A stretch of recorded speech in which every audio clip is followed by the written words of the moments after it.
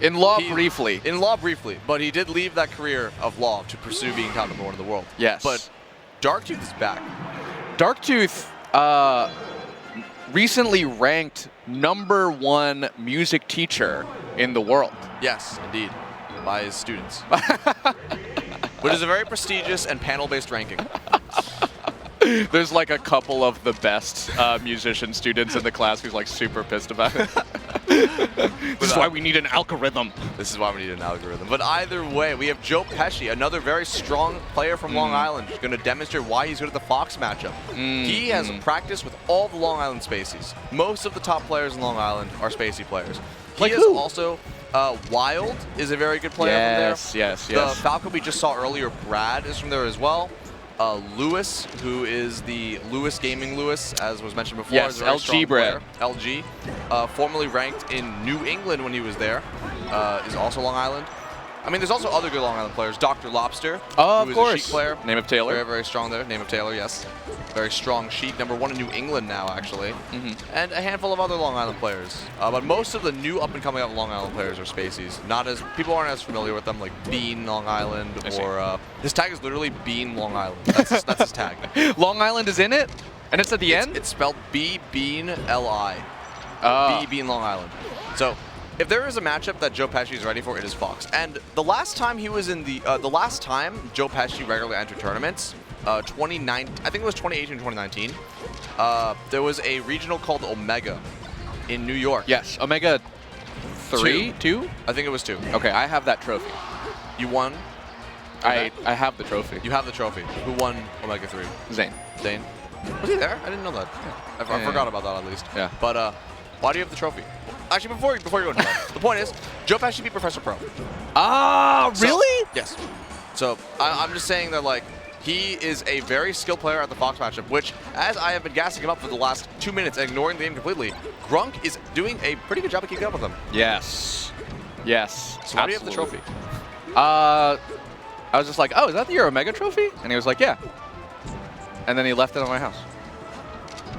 He never asked for it back? That's just and I was like, can I have this? He was like, yeah.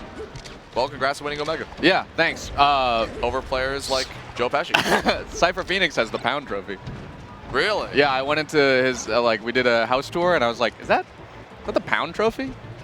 Is that Zane's Pound trophy? Zane just gives away his trophy? He just has too many of them? Not all of them. Not all of them? The shelf is getting a little heavy, though, structurally. Yeah.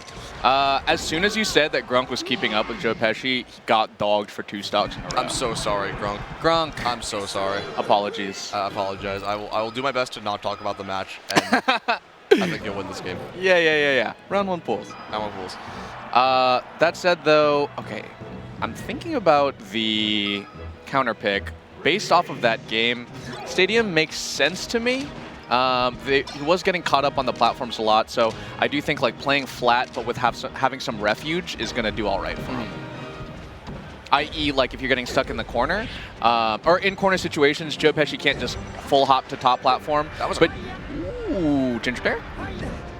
He literally got that entire stock from like 12% or something because he CC'd once.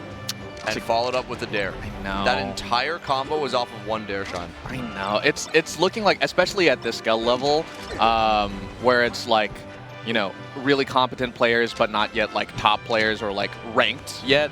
That CC is so impactful, and like if you don't have it, I think you kind of auto lose. Exactly, and you need to also be aware of it as Fox too, because it's like you can just throw out, like as Spark says, the clown nair, which is you just full hop nair at the person. Oh, me.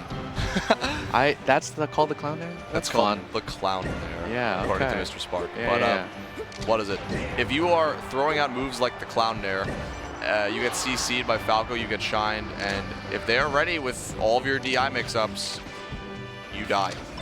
Yes. It's a full combo. You get whatever you want if you get the CC. What is happening? I think Joe Pesci wanted to find some way to get toward, you know, being higher percent. Yeah. Wanted to get to the rock side for tech ability. You know what I mean? I mean, Grunk standing still and just shielding and then... No, don't lean over.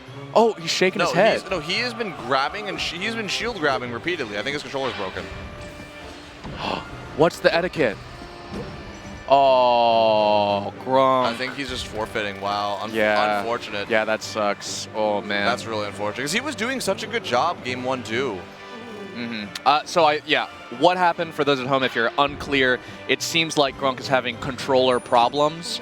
And then as he started to lose steam and sort of like with joepesci going further in that second game and Grunk not being able to fix it, just has forfeited. Yeah, I think so. Because he was I saw him like under the platform. When I said like what is happening, I wasn't actually talking about joepesci. It was he was on the middle platform and just shield grabbing in place over and over and over and over and over again. And it's like, I think it was just a controller break. That's just really unfortunate because he was doing a fine job. I wonder that might be a jump issue if he's trying to shine out a shield, right? Like I saw a couple of situations where I was like, okay, joepesci's like getting away with some free shield pressure. If he's not able to shine out a shield and he's just hitting B, that's a grab. Yeah. Yeah. Unfortunate. And hopefully those the controller issues are fixed, or gets a backup controller for losers because Grunk was doing a pretty good job. Tell us about controllers, Dark Gen X. Want me to tell you about controllers? Tell me about how controllers are in our discourse more than ever. Sure. There are 3 to 4 different competing types of controllers right now. Some manufactured by beloved members of the community, and a lot of them have promised to be the controller ender. The one that will stop people from playing the controller lottery. Because that's what people want. Yes, people want to stop paying hundreds of dollars for controllers with RNG. They would rather play hundreds of dollars for controllers with the promise that there's no RNG. Yes. No one's hype about like their controllers really. They just want a controller.